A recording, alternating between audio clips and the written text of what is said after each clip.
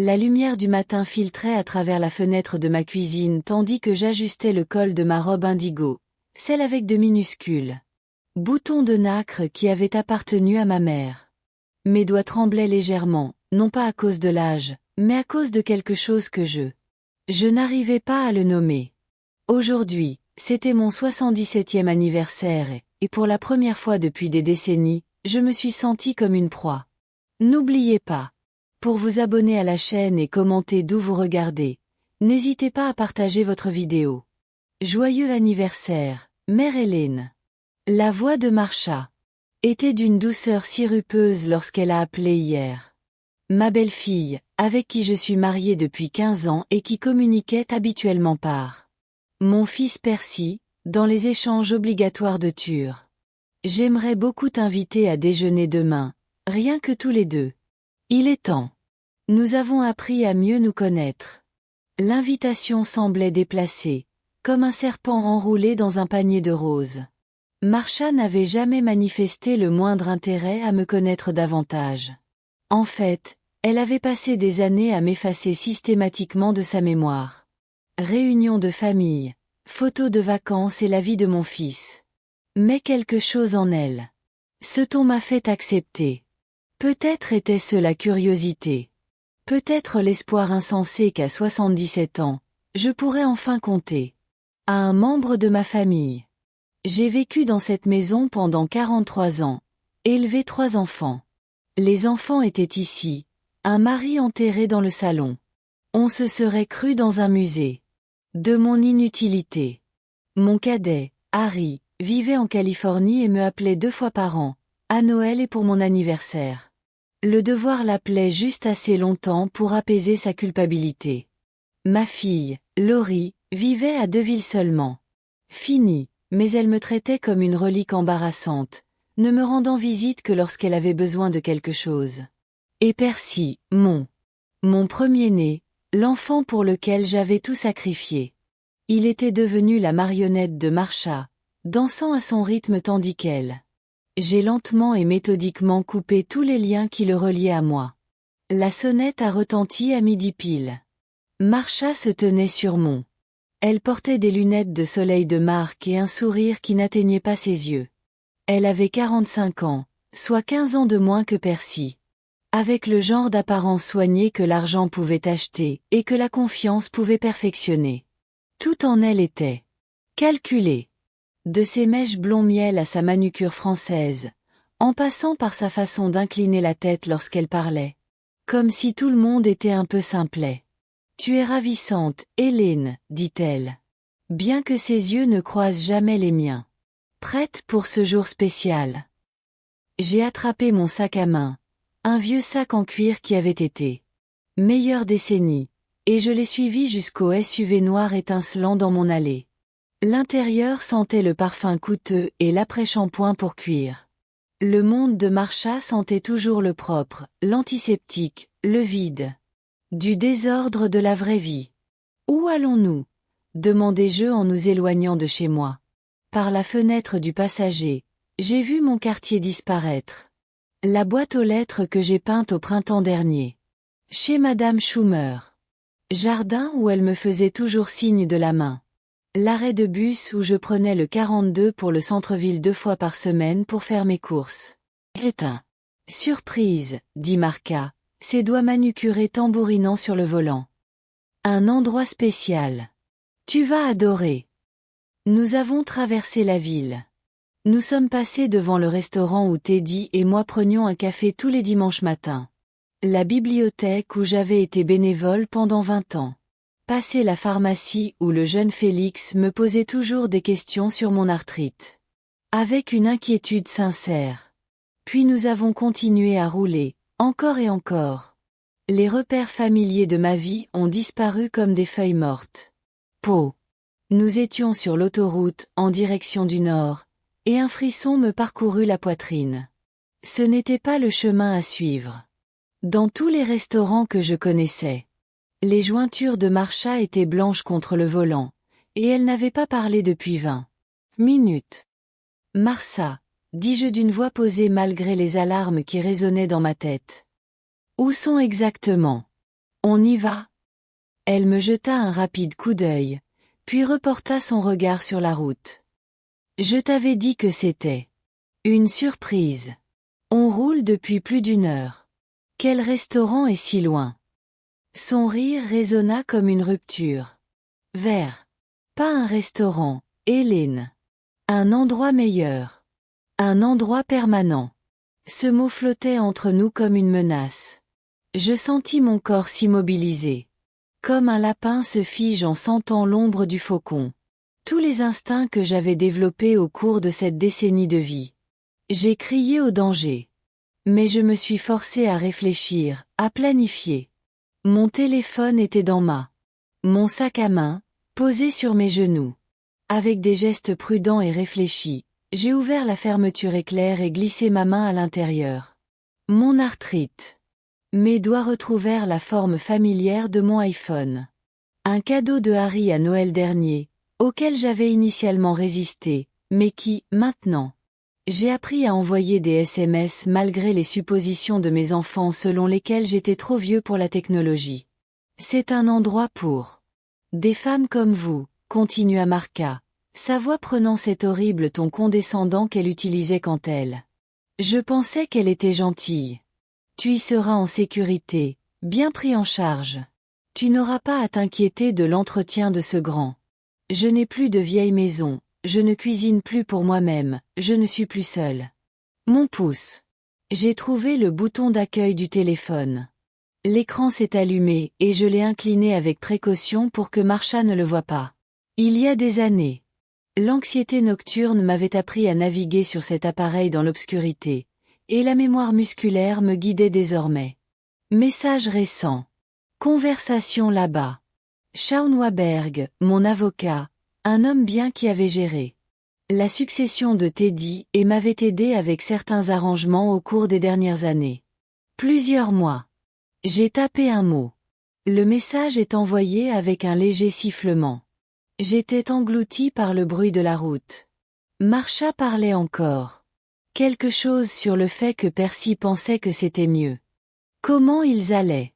J'ai trouvé un établissement agréable avec des activités et d'autres femmes de mon âge. Je ne devrais pas m'obstiner à accepter de l'aide. Mais je n'écoutais plus. Je me souvenais de la conversation que j'avais eue avec Shaun 3 mois plus tôt, quand j'ai commencé à soupçonner ce que ma famille préparait.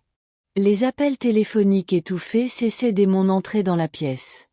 La façon dont Percy avait commencé à poser des questions pointues sur mes finances, mes médicaments, ma capacité à vivre.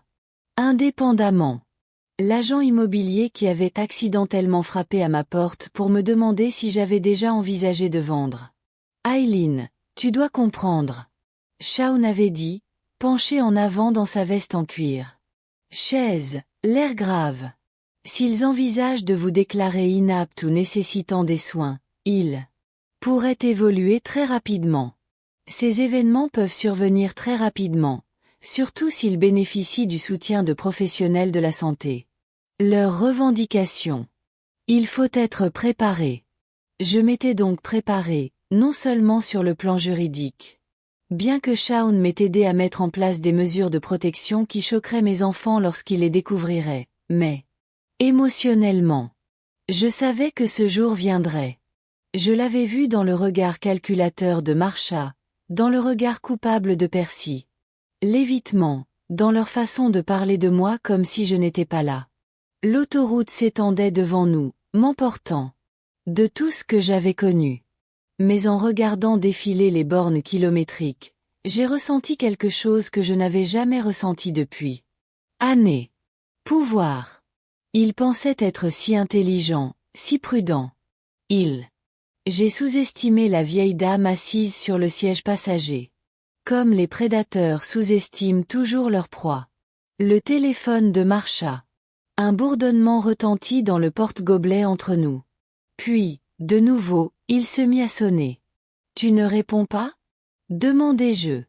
Doucement. Ça peut attendre, dit-elle. Mais je voyais la tension monter dans ses épaules. Le téléphone cessa de sonner. Puis a immédiatement recommencé.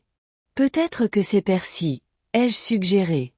Peut-être que c'est important. Marsha serra les dents. Elle attrapa le téléphone et jeta un coup d'œil à l'écran, puis le mit rapidement en mode silencieux sans répondre, mais pas avant d'avoir vu le nom. Sunset Manor. Sunset Manor, une maison de retraite à environ 2 heures au nord de la ville. La même maison de retraite où Madame Violet de mon club de bridge avait été envoyée par son fils l'année dernière contre son gré. Elle était morte 6 mois plus tard, son esprit brisé bien avant que son corps ne lâche prise. Le téléphone vibra, accompagné d'un SMS. Le regard de Marsha parcourut l'écran. Et la route, et je regardais son visage pâlir. « Tout va bien, ma chérie ?» demanda-t-il, laissant transparaître une pointe de douceur dans ma voix. Marca ne répondit pas. Elle regardait son téléphone, la bouche légèrement ouverte, son masque soigneusement composé glissant pour la première fois depuis. Je la connaissais. Un autre SMS est arrivé, puis un autre. Le SUV a commencé à. Lentement, Marsha s'arrêta à la sortie suivante. Ses mains tremblaient tandis qu'elle lisait les messages qui l'inondaient. Téléphone. Elle m'a regardé et pour la première fois en 15 ans, j'ai vu la peur dans ses yeux. Éléen, dit-elle lentement. Que as-tu fait? Je souris. Un vrai sourire. Ce n'était pas l'expression polie et vaincue que j'avais arborée pendant des années tandis qu'il planifiait ma disparition. Je les ai protégés. Moi-même, dis-je simplement. Au loin, j'entendais des sirènes. Elles s'intensifiaient. Plus fort tandis que Marsha tâtonnait avec son téléphone, ses doigts parfaitement manucurés glissant sur l'écran. 2 policiers d'État. Les croiseurs sont apparus dans le rétroviseur, leur lumière rouge et bleue peignant l'intérieur du SUV en couleurs alternées de l'autorité et de la justice. Sortez du véhicule, madame. La voix du policier était calme mais ferme. Il s'approcha de la fenêtre de Marsha. Il était jeune, peut-être 30 ans, avec des yeux doux qui. Cela m'a rappelé mon petit-fils. Si jamais mon petit-fils avait pris la peine de venir me voir. Le visage de Marsha était devenu blême. Monsieur l'agent, je ne comprends pas. On disait simplement, Madame, il faut que vous sortiez du véhicule. Marsha obtempérait en tremblant. Le 2e officier est venu à ma porte. Madame Atish, je suis l'agent Hanks. Ça va? Je vais parfaitement bien, merci. J'ai accepté sa main tendue et je suis monté sur l'épaule de la autoroute. L'air d'automne était vif, chargé d'un parfum de feuilles mortes et d'autres choses. La liberté, peut-être. L'avocat, Maître Waberg, a contacté notre service d'urgence il y a environ 30 minutes. Il a déclaré que vous étiez en danger potentiel et vous nous avez donné votre position. La radio de l'agent Hanks crépitait, le répartiteur discutant. Il est en route. J'ai regardé. Marsha, interrogée par le copilote, son sang-froid se dégradait comme de la peinture. Elle ne cessait de me faire des gestes. Sa voix montait en intensité tandis qu'elle tentait d'expliquer ce qui ne pouvait être expliqué. La tentative d'enlèvement d'une personne âgée. Femme sous couvert d'un déjeuner d'anniversaire. Agent, vous ne comprenez pas. Marsha disait. Elle est confuse. Elle souffre de démence. Elle a besoin de soins professionnels. Nous essayons de l'aider. Le mensonge lui est venu à l'esprit. Sans problème, c'était presque crédible.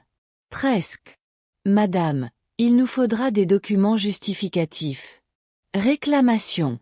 Le policier a parlé de dossiers médicaux, d'ordonnances judiciaires et de procuration. Marsha ouvrit la bouche et fermée comme un poisson à bout de souffle. Car, bien sûr, il n'y avait ni dossier médical, ni diagnostic, ni procédure légale. Autorité, juste un plan qui avait mis des mois à être élaboré, construit sur des hypothèses et de la cupidité, et la croyance qu'une femme de 77 ans serait trop faible, trop confiante, trop vaincue pour riposte. Une autre voiture s'est arrêtée, une berline argentée familière qui m'a fait chaud au cœur. Shaun Waberg en est sorti, sa veste grise. Cheveux légèrement ébouriffés. Sa veste de costume habituellement impeccable était froissée comme s'il l'avait enfilée à la hâte. Derrière des lunettes à monture métallique, son regard était perçant, avec une fureur à peine contenue. Dieu merci. Il m'atteignit en 3 enjambées rapides, ses mains douces prenant mes épaules. Tu es blessé? Elle l'a été. Je vais bien, Shaun. Comme prévu. Son soulagement était palpable. Le traceur GPS. Ça a fonctionné parfaitement. Nous avons pu suivre votre position en temps réel. Il jeta un coup d'œil à Marsha, qui était en train d'être lue. C'est droit. Elle t'emmenait à Sunset Manor, n'est-ce pas? J'ai hoché la tête. Elle a appelé. C'est un endroit pour les femmes comme moi. J'ai dit que j'y serais en sécurité. La mâchoire de Shaun se serra. À l'abri de quoi? De vivre sa propre vie. De faire ses propres choix. Terminé. Au cours des 3 derniers mois, Shaun m'a aidé à me préparer pour cette journée avec la minutie d'un stratège militaire. Le traceur GPS caché dans mon sac à main était son idée, ainsi que le système de mot de passe qui déclencherait une alerte immédiate. Réponse de la police. Mais les préparatifs plus approfondis, c'était ma propre conception, fruit de 77 ans d'observation. Apprendre et comprendre la vraie nature des gens qui m'entourent. Madame Atish. Le soldat Hanks est revenu dans ma côté. Nous allons avoir besoin d'une déclaration complète de votre part. Préféreriez-vous la faire au poste ou seriez-vous? Tu es plus à l'aise ailleurs? En fait, intervint Shaun, si ça te convient, on pourrait aller chez moi. Bureau. C'est à seulement 20 minutes d'ici, et Madame Atish se sentirait peut-être plus à l'aise dans un environnement familier. Nous avons pris nos dispositions. J'ai regardé Marca être placée à l'arrière de la voiture de patrouille. Ses lunettes de soleil de Marc avaient été enlevées, révélant des yeux qui n'étaient plus froids et calculateurs, mais écarquillés par la panique. Elle téléphonait frénétiquement. Appel, probablement à Percy, probablement à son avocat, probablement à quiconque pourrait l'aider à reprendre le contrôle de la situation, mais elle n'avait plus le contrôle. Pendant le trajet dans le bureau de Shaun, assis sur le siège passager de sa berline, je me suis enfin permis de ressentir tout le poids de ce avait failli se produire. Non seulement la tentative d'enlèvement, bien que cela constituât une violation suffisante, mais les mois de préparation systématique, l'érosion minutieuse de mon autonomie, la cruauté désinvolte avec laquelle ils avaient prévu de débarrasse-toi de moi. Comment l'as-tu su? Demanda doucement Shaun. Qu'est-ce qui t'a fait soupçonner? Je repensais à ce moment-là. Quand tout devint clair. C'était le dîner de Noël l'année dernière. Marsha parlait de la mère de son ami. Il lui avait trouvé un charmant établissement de soins pour personnes atteintes de troubles de la mémoire. La famille était bien plus heureuse maintenant qu'il n'avait plus à le faire. Je m'inquiète. À la façon dont elle m'a regardé en disant ça, je le savais. Et Percy, à quel point? Est-ce qu'il sait? La question que je redoutais. Mon premier-né.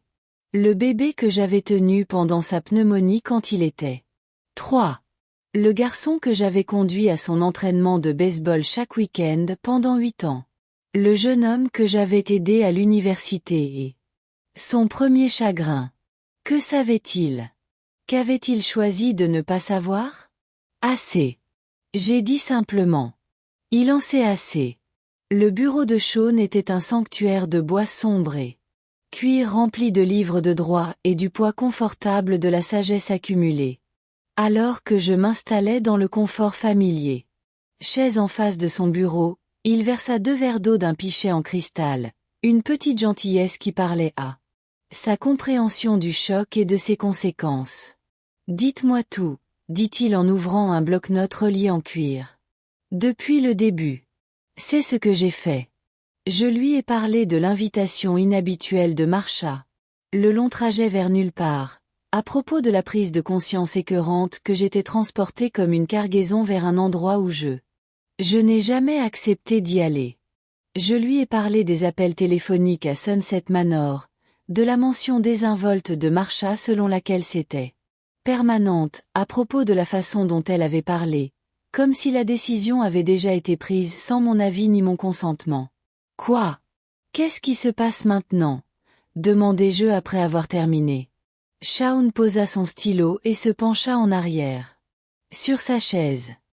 Maintenant, Hélène, ta famille découvre ce à quoi tu t'es préparée, et je soupçonne qu'ils vont être très surpris. Il avait raison.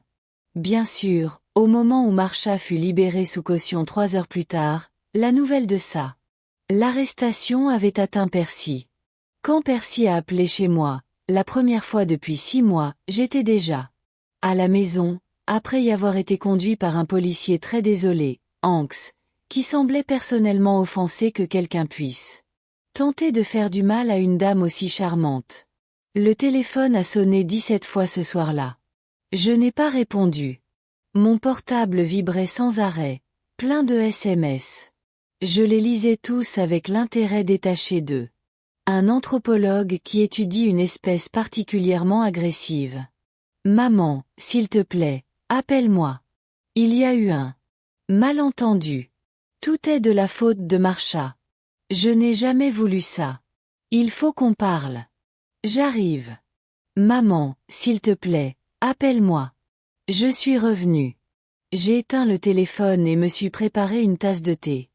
Earl Grey, le bon. Des choses que j'avais gardées pour les occasions spéciales. Aujourd'hui était considéré comme spécial, ai-je décidé. C'était le jour où j'avais gardé ma propre vie. Assis dans ma cuisine, entouré de 43 ans de souvenirs, je pensais à la femme que j'étais ce matin. Effrayée, isolée, prête à être conduite comme un agneau à l'abattoir. Cette femme me semblait désormais étrangère. Cette femme, celle qui tenait une tasse chaude entre ses mains et planifiait sa prochaine visite. Je bougeais avec une clarté cristalline. Je me sentais comme celui que j'avais toujours rêvé de devenir. La sonnette a retenti à 9h30. Puis on a commencé à frapper. La voix de Percy s'est étouffée à travers la lourde porte en chêne que Teddy avait installée après notre cambriolage. J'ai eu peur il y a 15 ans. Maman, je sais que tu es là. S'il te plaît, laisse-moi t'expliquer. J'ai bu une gorgée de thé sans rien dire. Maman, Marca a fait une erreur. Elle pensait qu'elle essayait de t'aider. Elle s'inquiétait que tu vives seule. Et elle. Les mensonges lui venaient si facilement. Peut-être j'en avais toujours eu et j'avais simplement choisi de ne pas les entendre. Maman, s'il te plaît. Nous sommes une famille. Famille. Le mot qui avait été utilisé contre moi pendant des années pour justifier chaque limite franchie, chaque décision prise sans mon consentement, chaque réduction lente et systématique de ma personnalité à un problème à gérer. Je me suis levée, et je me suis dirigée vers la fenêtre du salon. Percy se tenait sur mon porche, son visage illuminé par la lueur jaune de la lumière du porche. À 52 ans, il paraissait plus âgé que son âge. Des rides de stress le contournaient. Des yeux gris perçants dans ses cheveux noirs, des épaules courbées vers l'intérieur comme si elles portaient un poids invisible. Il avait l'air comme un homme qui venait de réaliser que son monde, soigneusement construit, était sur le point de s'effondrer. Il avait raison de s'inquiéter. J'ai ouvert mon ordinateur portable, un autre cadeau de Harry que mes enfants supposaient que je savais à peine utiliser, et j'ai commencé à taper un courriel. La liste des destinataires était longue et soigneusement organisée. Harry en Californie. Laurie à Deville-de-la, les 3 enfants de Percy qui savaient à peine que j'existais, les parents de Marsha qui m'avaient toujours traité avec une politesse froide, et chaque personne qui avait été exclue des réunions de famille au cours des 5 dernières années, tandis que Marsha a reconstruit notre famille à son image. L'objet du message était simple. Qu'est-ce qui s'est réellement passé le jour de mes 77 ans? Tandis que je tapais, Percy frappait à la porte. S'est estompé dans le silence, mais je savais qu'il était toujours là. Probablement assis dans sa voiture essayant de comprendre comment faire tourner ceci, Comment faire en sorte que ce soit de ma faute? Comment convaincre tout le monde que la vieille dame folle avait réagi de manière excessive à un acte de gentillesse? Il n'avait aucune idée de ce qui allait arriver. Le courriel a été envoyé à 23h47. Avec un léger tintement qui ressemblait à celui d'une cloche d'église. J'ai fermé l'ordinateur et je suis allé me coucher, dormant mieux que je ne l'aurais cru. Depuis des mois. Dehors, la voiture de Percy était garée de l'autre côté de la rue. Une veillée silencieuse qui exprimait le désespoir plutôt que la dévotion. Je me suis réveillée à 6 heures. À 17 appels manqués et 43 SMS. L'avalanche numérique avait commencé. Ma petite fille, Maria, l'aînée de Percy à 24 ans, avait appelé 6 fois. Maria, à qui je n'avais pas parlé depuis 2 ans, à qui on avait dit que j'étais confuse et que je n'aimais pas les visiteurs. Plus.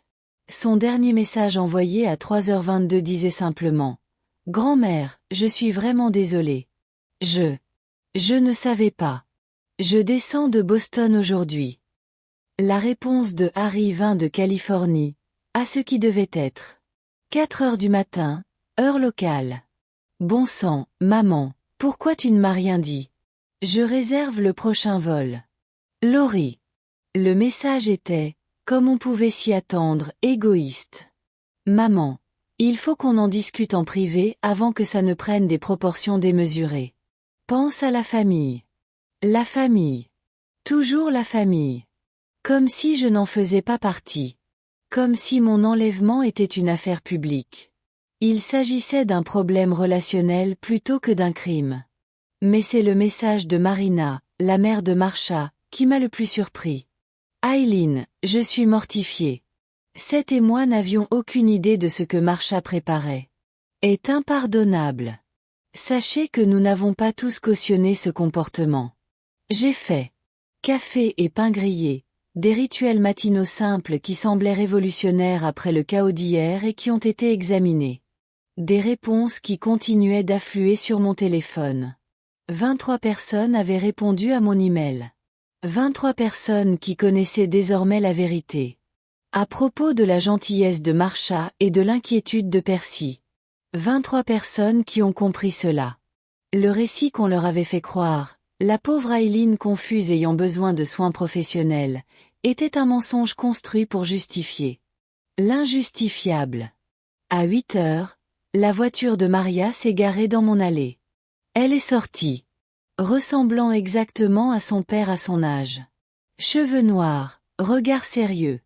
Un menton particulièrement têtu, héréditaire dans notre famille. Mais contrairement à Percy, j'ai emprunté mon chemin avec détermination plutôt que par culpabilité. J'ai ouvert la porte avant qu'elle ne frappe. Grand-mère Eileen. Sa voix. Elle a craqué sur mon nom et soudain, elle avait 24 ans, presque 7 ans. La petite fille qui avait l'habitude. Aide-moi à faire des cookies et supplie-moi de te raconter une dernière histoire avant d'aller au lit. Je suis vraiment désolée. Je suis tellement désolée. Je l'ai laissée me prendre dans ses bras. Cette petite fille, on me l'avait dit, ne voulait plus me voir. Ses épaules tremblaient. Avec le genre de remords sincère que je n'avais pas entendu de son père depuis des années. Qu'est-ce que tu savais? Lui ai-je demandé lorsqu'elle. Finalement, tu t'es retiré. Rien. Je te jure, rien. Papa nous a dit que tu avais des problèmes de mémoire, que tu avais demandé de ne pas recevoir de visiteurs, car il vous aurait perturbé. Il a dit que le médecin avait recommandé de limiter les contacts jusqu'à ce que vous étiez plus stable. Elle s'essuya les yeux du revers de la main. Mais après avoir lu ton courriel hier soir, je t'ai appelé.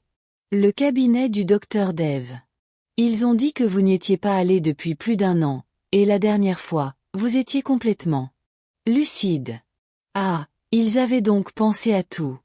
Ma famille aimante, fausse.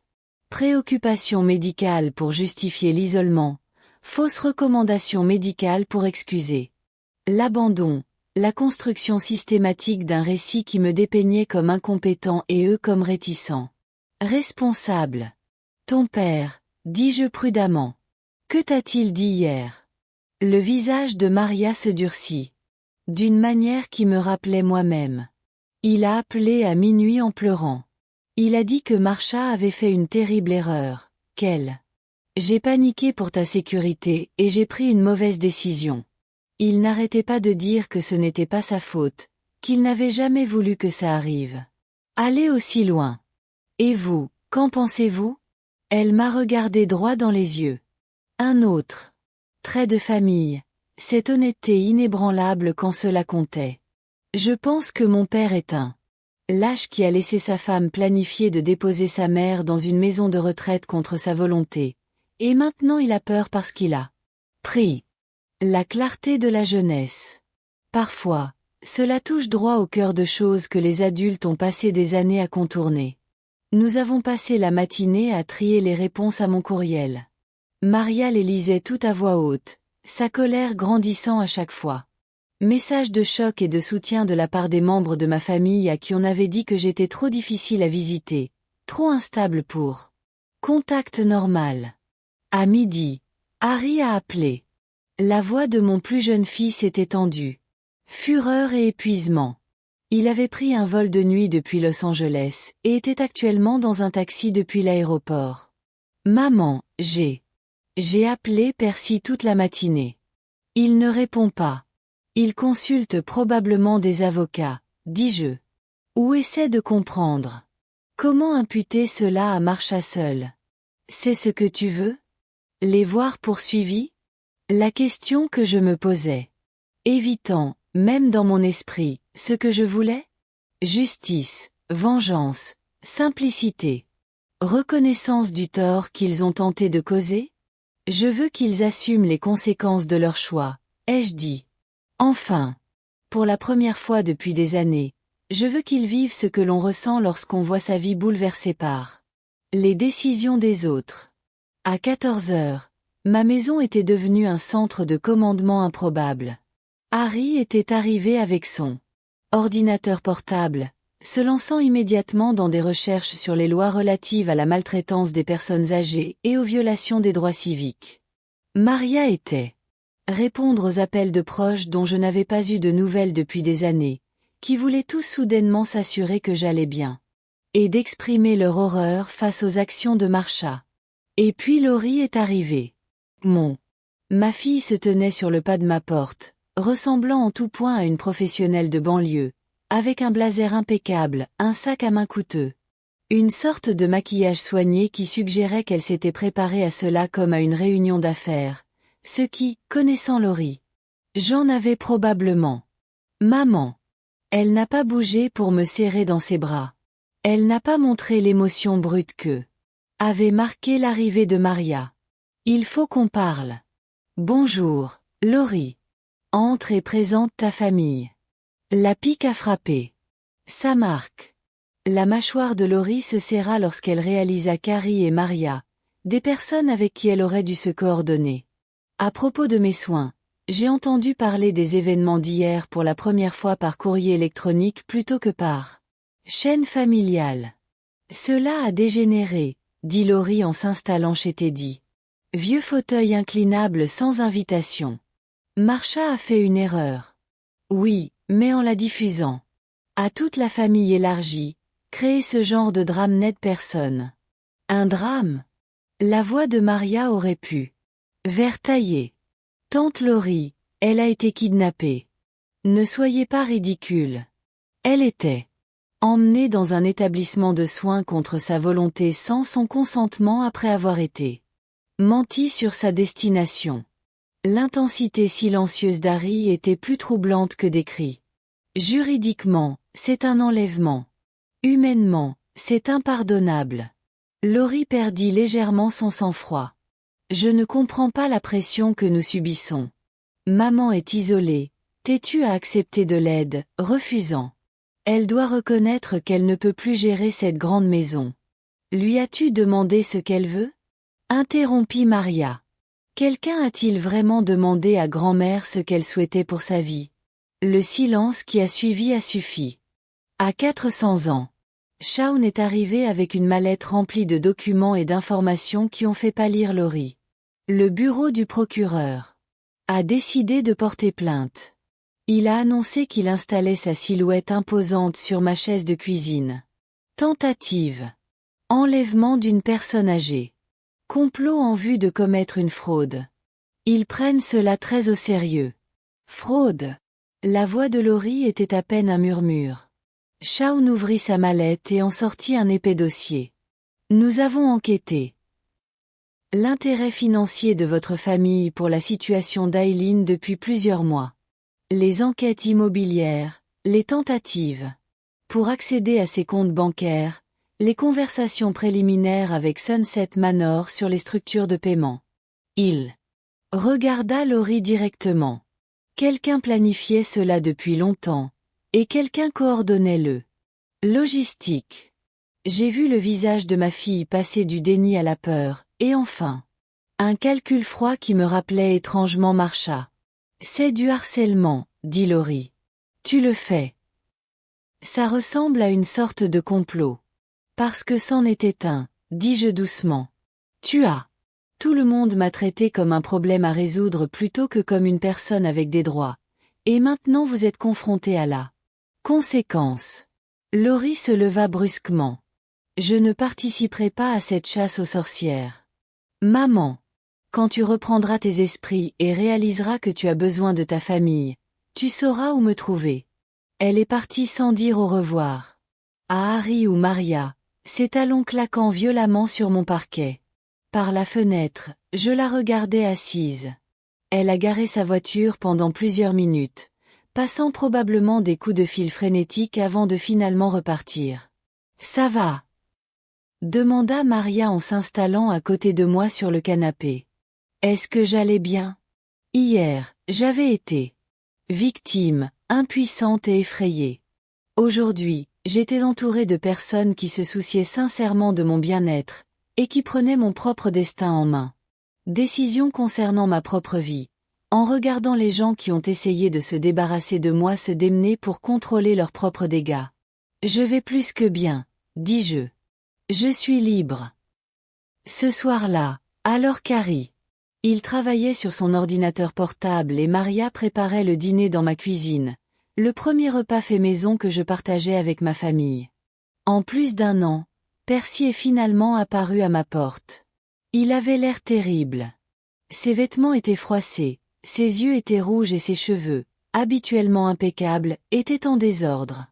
Quand j'ai ouvert la porte, il est tombé à genoux sur mon porche. « Maman, s'il te plaît. Je t'en supplie.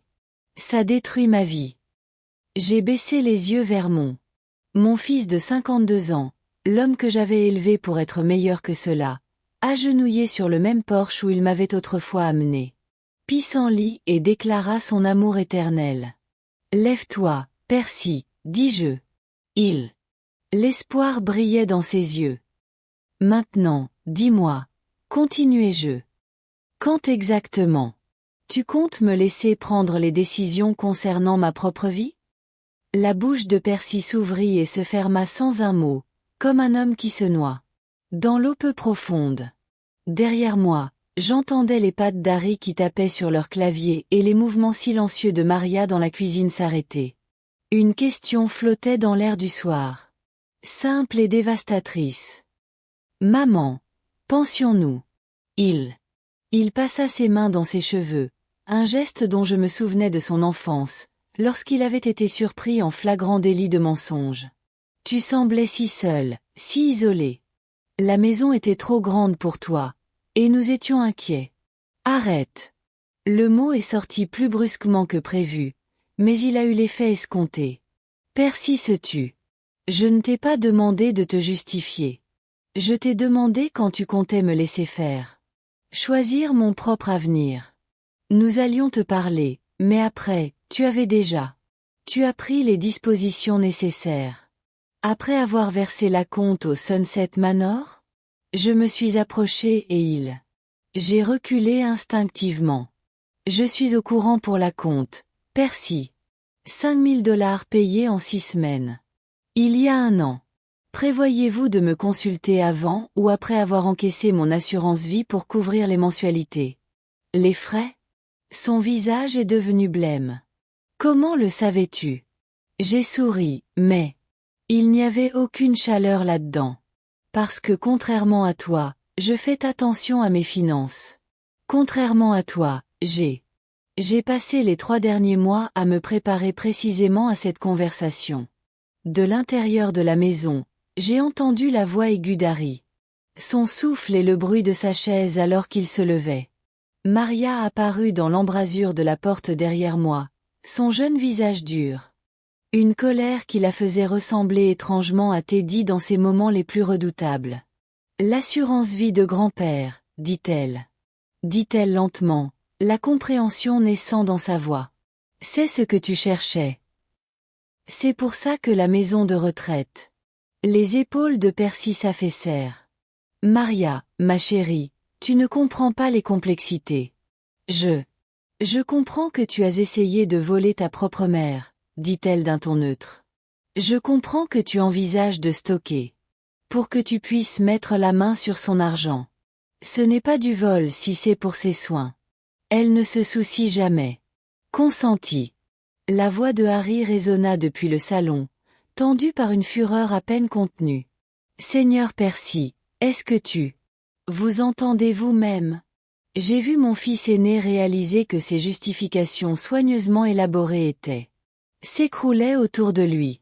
Le récit qu'il avait construit concernait des enfants prenant des décisions difficiles mais nécessaires pour un. Le parent vieillissant a été exposé à sa véritable nature. Opportunisme financier. Déguisé en devoir filial.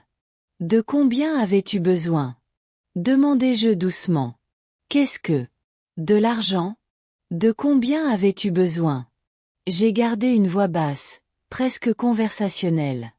Vous a poussé à planifier l'élimination de votre propre mère?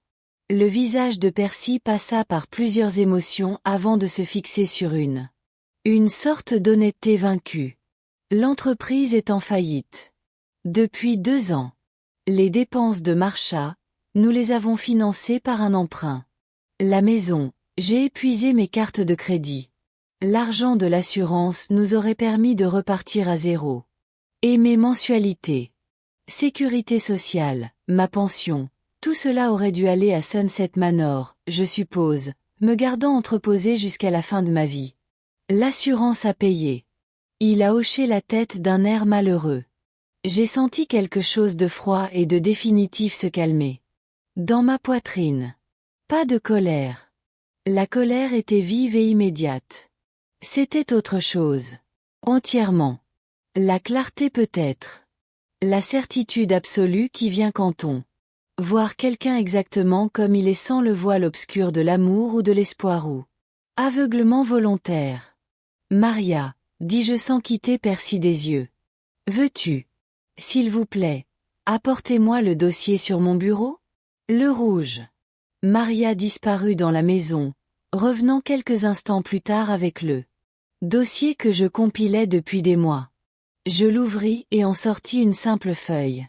Un relevé bancaire indiquant équilibre qui fit écarquiller les yeux de Percy. Surpris? Demandai-je. Ton père était un. Percy était un homme prudent. Il a bien investi, épargné régulièrement et m'a laissé très confortable. Assez confortable pour entretenir cette maison pour le reste de ma vie. Assez confortable pour aider mon enfants et petits-enfants s'ils en avaient besoin, s'ils l'avaient demandé. Percy fixait le numéro sur la page. Maman, si tu avais su que tu en avais autant, je ne l'aurais jamais fait. Quoi? Tu n'aurais jamais essayé de me faire interner? Tu ne l'aurais jamais fait. As-tu conspiré avec ta femme pour me kidnapper? Tu n'aurais jamais menti à mes petits-enfants sur mon état mental. J'ai repris le relevé et je l'ai remis dans le dossier. Sinon j'aurais simplement demandé l'argent directement. J'étais honteux, murmura-t-il. Je ne voulais pas que tu saches à quel point j'étais devenu un raté. Au lieu de ça, tu as décidé de me faire disparaître. Harry apparut à côté de Maria, son ordinateur portable sous le bras. Mon fils cadet ressemblait à un procureur se préparant à sa plaidoirie. Percy. J'ai passé la journée à revoir les plaidoiries de maman. Ses finances. Elle n'est pas seulement à l'aise. Elle est suffisamment riche pour vivre de façon indépendante pendant des décennies. Riche. Assez riche pour s'offrir les meilleurs soins privés si besoin. Assez riche pour faire ses propres choix concernant sa vie. L'avenir. Mais elle est seule, dit Percy avec désespoir. Elle n'a pas d'amis. Elle ne fréquente pas les autres parce que Marsha la coupe systématiquement de tout le monde, s'exclama Maria. Parce que tu as passé 5 ans à l'isoler de sa famille. Parce que tu lui as fait croire qu'elle était un fardeau plutôt qu'une personne. Bon à savoir. J'ai vu mon fils assimiler toute l'étendue de ses actes. Pas seulement la tentative d'enlèvement, mais aussi des années d'érosion émotionnelle l'avaient précédé. Le lent et minutieux travail qui m'avait rendu suffisamment petit pour que je puisse l'ignorer. Suffisamment invisible pour être éliminé. Les poursuites contre Marsha seront engagées, ai-je dit. Shaun pense qu'elle va négocier sa peine. Vous risquez probablement 6 mois de prison. En tant que complice, vous pourriez subir des conséquences similaires. Maman, s'il vous plaît, mais je suis. Il était prêt à te faire une offre. Une lueur d'espoir brillait dans ses yeux, pathétique et désespéré. Tu vas vendre ta maison, Suite. Tu rembourseras chaque centime emprunté en échange de mes soins futurs. Vous suivrez des séances de thérapie, individuelles et conjugales, pendant au moins 1 an. Vous écrirez des lettres à chaque famille. Membre à qui vous avez menti sur mon état, en expliquant exactement ce que vous avez fait et pourquoi. D'accord. Oui. N'importe quoi. Je n'ai pas fini. Ma voix portait l'autorité de des décennies d'expérience de vie, de leçons apprises et de sagesse acquise. Vous acceptez que votre relation avec moi dépende de votre comportement futur. Fini les pardons automatiques. Parce que nous partageons notre ADN. Plus aucun accès présumé à ma vie, car tu es mon fils. Désormais, tu mérites ta place dans mon monde. Maman, je comprends. Je ferai ce que tu veux. Ce que je veux, dis-je, c'est que tu comprennes que je ne suis pas votre héritage. Je ne suis pas votre plan de retraite. Je ne suis pas un problème à gérer ni un fardeau à transférer. Je suis un être humain doté de droits et de dignité, et capable de prendre mes propres décisions concernant ma vie. Percy était. Il pleurait maintenant. Les larmes coulaient sur son visage comme je ne l'avais pas vu depuis son enfance. Mais je n'éprouvais aucune envie de le réconforter. Lui, sans instinct maternel pour apaiser sa douleur. Il avait perdu ce privilège en décidant de me traiter comme une propriété. Plutôt que la famille. Il y a autre chose, dit Harry en s'avançant, son ordinateur portable ouvert. Maria et moi avons été. On discute et on veut proposer quelque chose. Il a tourné l'écran vers moi, montrant ce qui semblait être un vrai annonce immobilière, un charmant cottage avec un porche enveloppant, de grandes fenêtres et un jardin qui semblait entretenu par des professionnels. C'est dans mon quartier à San Francisco, dit Harry. À 3 pâtés de maison. De chez moi. Le propriétaire est prêt à louer avec option d'achat. Vous pourriez être proche de votre famille qui vous souhaite la bienvenue. Autour. Des petits-enfants qui aimeraient connaître leur grand-mère. Une communauté où l'on pourrait prendre un nouveau départ et repartir. Tout cela derrière moi. J'ai fait un geste vers la maison qui avait été ma demeure pendant plus de 40 ans. Ou alors, gardez ceci comme un été. Une maison, suggéra Maria. Tu peux te permettre les deux, grand-mère. Tu pourrais partager ton temps, avoir le meilleur de tout. L'indépendance et le soutien familial. J'ai regardé mon plus jeune fils et ma petite fille, voyant sur leur visage l'amour et le respect qui avaient si longtemps manqué à ma vie.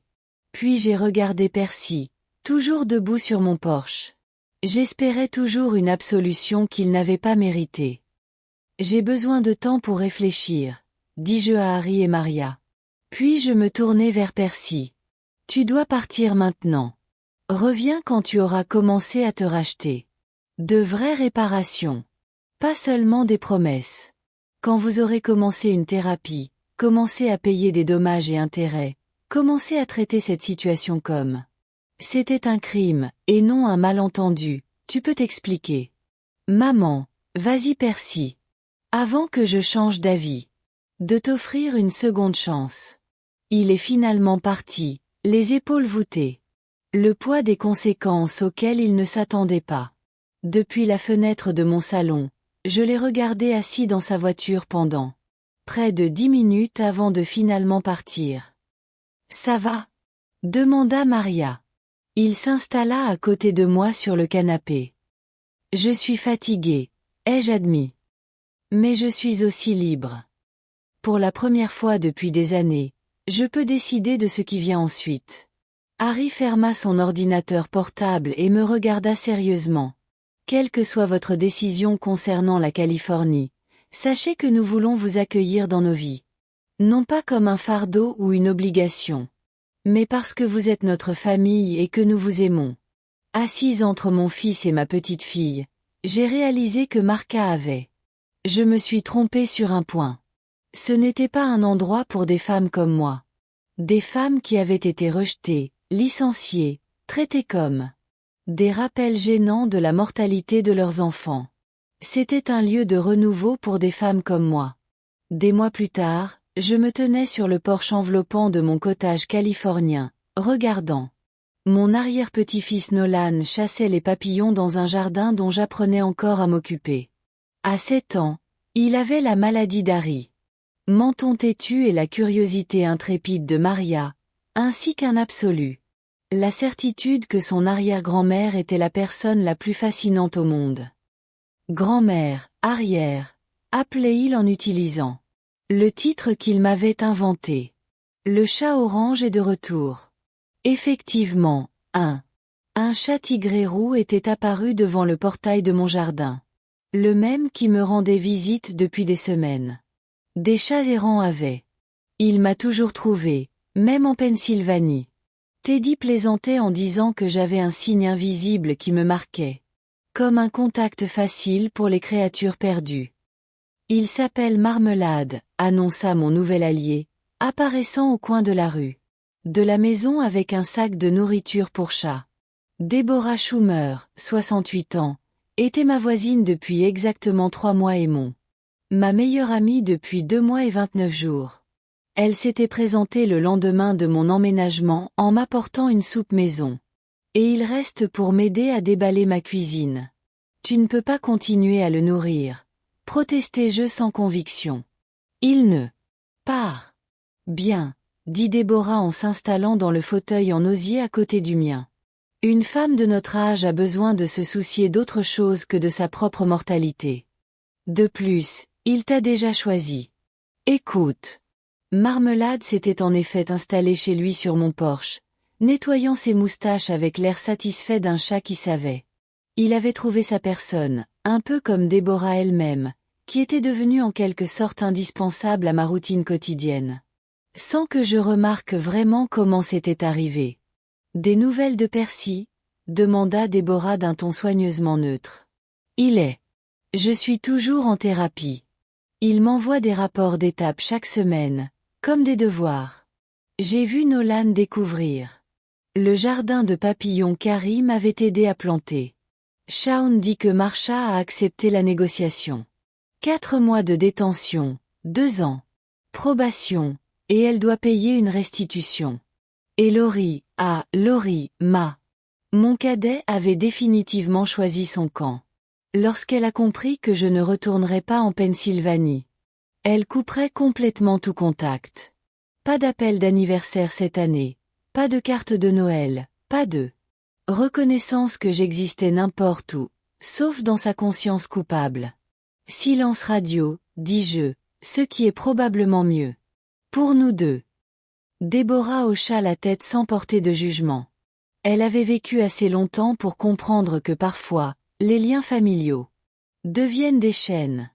Et la meilleure chose que vous puissiez faire pour toutes les personnes concernées est de les couper proprement. Le bruit de la voiture de Harry dans l'allée fit courir Nolan. Papa, arrière-grand-mère, laissez-moi vous aider à planter les tomates, et il y a un chat. Et Madame Déborah fit des biscuits. Harry sortit de sa Tesla, regardant. Il était un dirigeant technologique à succès, mais son visage s'illumina d'une joie sincère à la vue de son fils. Excitation. À 45 ans, mon cadet avait trouvé l'équilibre parfait entre carrière. Le succès et le dévouement familial, une leçon que ses aînés n'avaient jamais apprise. Comment s'est passé le rendez-vous? Demanda-t-il. Je m'installe sur la 3e chaise du Porsche. Bon état de santé, annonce-je. Le docteur Hank dit que ma tension artérielle est. Je me sens mieux que depuis des années, et elle est impressionnée par la quantité de poids que j'ai perdu. Le style de vie californien, Déborah. Observez. Promenade sur la plage, légumes frais du marché fermier et aucun membre toxique de la famille n'empoisonnant votre système. Harry rit. Déborah, tu es terrible. Je suis honnête. Il y a un différence. Comme si la mention de la famille m'avait interpellé. Mon téléphone vibra avec un message de Maria. Je m'envole ensuite. On était en week-end pour le match de foot de Nolan. Puis-je rester avec toi? C'était devenu notre nouvelle routine. Maria nous rendait visite une fois par mois. Officiellement pour voir Harry et ses petits-enfants, mais surtout pour passer du temps avec moi. Elle était devenue la petite fille. Je n'avais jamais eu l'occasion de le savoir. Féroce, drôle et absolument déterminée à rattraper le temps perdu. Maria arrive. Pour le week-end, ai-je annoncé. Bien, dit Harry. Elle a mentionné vouloir te parler de quelque chose. De quel genre de chose? Du genre qu'elle devrait te dire elle-même. À l'approche du soir. Déborah retourna à son chalet en promettant de prendre des nouvelles de Marmalade plus tard. Harry alla chercher Nolan pour son bain et la routine du coucher, me laissant seul sur le porche avec mes pensées et le chat qui m'avait apparemment adopté. Mon téléphone a sonné. L'appel hebdomadaire de Percy est aussi ponctuel qu'une horloge depuis que son monde s'est effondré. Salut. Maman. Sa voix portait encore le poids de la honte. Mais il y avait autre chose, maintenant. Une sorte de soulagement, comme si j'étais épuisée. Si la confession l'avait enfin libérée, pour être honnête. Comment vas-tu, Percy? Mieux, je réfléchis. Le conseiller dit, je fais des progrès. Marsha et moi étions en train de nous séparer. Probablement de façon permanente. Je n'éprouvais aucune satisfaction à cette nouvelle, juste une tristesse lointaine pour les décombres d'un. La vie est bâtie sur de fausses fondations. Je suis désolée d'entendre ça. Ne le soyez pas. C'est là. La bonne chose. Elle ne l'était pas. Nous n'étions pas bons l'un pour l'autre ni pour personne d'autre. J'ai réfléchi à ce que tu as dit à propos de gagner ma place dans ta vie. Et je veux te rendre visite, pas te demander. Pour le pardon. Je sais que je ne le mérite pas encore, juste pour voir où tu en es maintenant. Pour comprendre qui tu es devenu sans que nous te tirions vers le bas. L'ancienne Hélène aurait peut-être dit oui immédiatement. Reconnaissante pour la moindre attention de son aîné. La nouvelle Hélène examina attentivement la demande. Je peux venir te voir, dis-je finalement. Mais tu logeras à l'hôtel et tu viendras parce que tu veux me connaître, pas parce que j'ai besoin de quelque chose de moi. Je comprends. Merci, maman, de m'avoir donné une autre chance. Après avoir raccroché, je me suis assise dans le crépuscule approche, caressant la fourrure chauffée par le soleil de marmelade et réfléchissant aux chances. Seconde chance, dernière chance. Les chances que nous nous donnons lorsque nous cessons enfin d'attendre la permission des autres pour vivre notre propre vie. Le téléphone a vibré, j'ai reçu un autre SMS.